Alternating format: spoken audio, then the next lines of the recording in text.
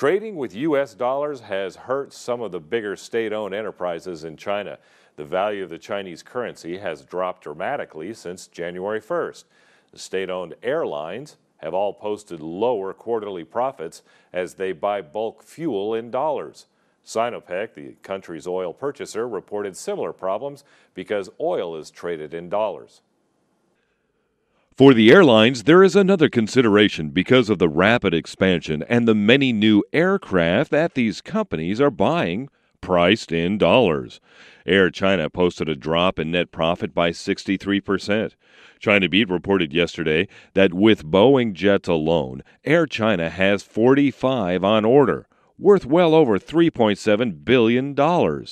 With the oil prices, the fluctuation in international trading hasn't been that dramatic, with April 1st prices compared to May 1st prices of West Texas Intermediate oil almost the same.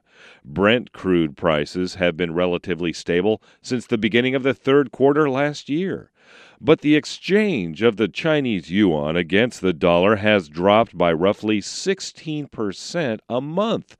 According to the data from X-Rates, a money trading website, the average value of the Chinese yuan against the British pound since January has exceeded 10% only in January. But the dollar versus other currencies hasn't seen such a dramatic and continued fall, with the dollar losing ground against the yen, the Swiss franc, and the euro recently.